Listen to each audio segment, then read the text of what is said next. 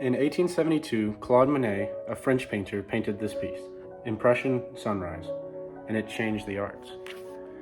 This painting was the beginning of a massive movement in modern art called Impressionism.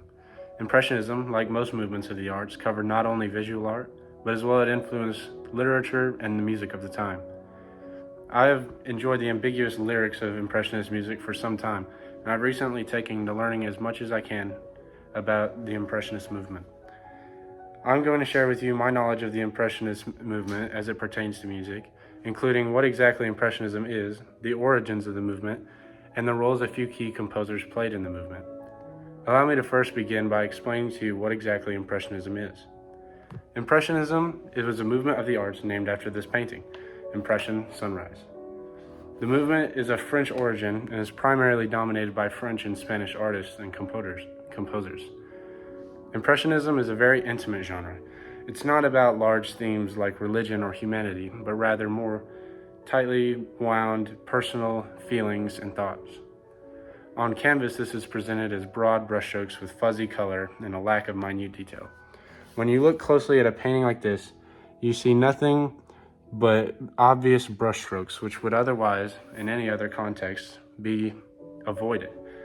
But when you take a step back and look at a painting like this, you're given a beautiful impression of a sunrise and a harbor.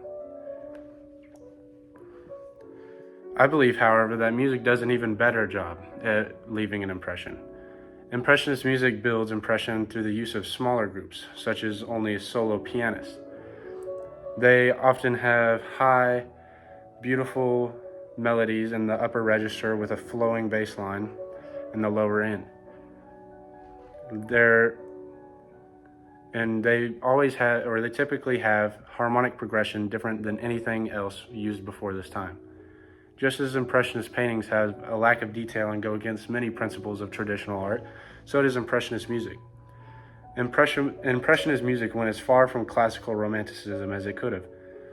It often dropped the large brass orchestras, and it lacked rigid metronomic rhythm, and it displayed lots of dissonant harmonies and harmonic melody. Jean Jaurès, while analyzing a piece by Marguerite Canal in her 2024 dissertation, explains, after an initial chord, a series of parallel chords descend in an uneven syncopated rhythm. This description is a perfect example of how Impressionist music likes to utilize non-traditional timing as well as harmonic melody. As it is put in Lumen Learning's Music 101 book, perhaps the most notable innovations of the Impressionist composers were the introduction of major seventh chords and the extension of chord structures from thirds to 5 and 6 part harmonies. These extended harmonies are significant not only to the Impressionist movement, but to further movements in the later 20th century as well. Rather than being constructed of major or minor key, Impressionist music often utilizes a whole tone or a pentatonic scale, and by doing so, it gives you a sense of unbound, ungrounded floatiness. It can almost make you feel as though you're adrift in a distant void. In her 2001 thesis, Andrea Anderson observes that Debussy and Ravel preferred to suggest images through sound, and by doing so involved the mind and the senses in the experience of nature or a poetic thought, rather than listening for themes. This describes the rather personal and informal nature of Impressionist music compared to traditional classic, which is more theme and just more artistically oriented rather than expressionally. Now, where does Impressionism come from? I mentioned before that the movement all started with this painting by Claude Monet.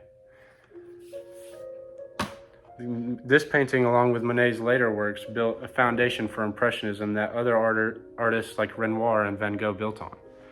Naturally, it was only a matter of time before composers brought the movement into the world of music, the first of which would be Claude Debussy. Monet and Debussy were both French, both named Claude, and both led Impressionism in their respective art forms. Monet's Impression Sunrise was painted in 1872, and just 19 years later, in 1891, Debussy published his first Impressionist solo piano piece, Deux Arabesques, which is what you heard behind me before. As Debussy became more popular entering the 20th century, more and more composers drew inspiration from him, as well as Manet and other Impressionist artists. The movement quickly spread across France and into Spain, as well as the rest of Europe, though it would always remain most prominent in Paris. Now let's talk about some of the important composers of the movement. I've already explained how Debussy brought the movement into the world of music. To this day, he's still considered the Impressionist composer. In fact, the music you've heard behind me, this piece and the last piece, are both Debussy. After Debussy, Maurice Ravel is considered the next most important composer. He was also French and was younger than Debussy, but not by too much. Ravel was less interested in complete fluidity and weightlessness than Debussy was. Rather, Ravel mastered the art of style and form. As it was written by Masterclass, Maurice Ravel was more faithful to classical forms than Debussy, but he was nonetheless considered too radical for the Paris Conservatory. His pieces were more traditional sounding than those of Debussy, but they were no less impressionist and very revolutionary for the style. Another major composer is Isaac Albéniz. Albéniz was a Spanish composer that brought the movement into Spain. For centuries, Spain had remained out of the world's music stage, but Albéniz sought to change that. He made a uniquely Spanish sound using traditional folk tunes of Spain, as well as impressionist ideas that were emerging within the theme across the continent. I'm happy that today I was able to share with you information about Impressionist music, including distinct qualities of the genre, the origins of the movement, and the contributions of a few of its most prominent composers. I hope you will now listen to Impressionist music and understand its beauty.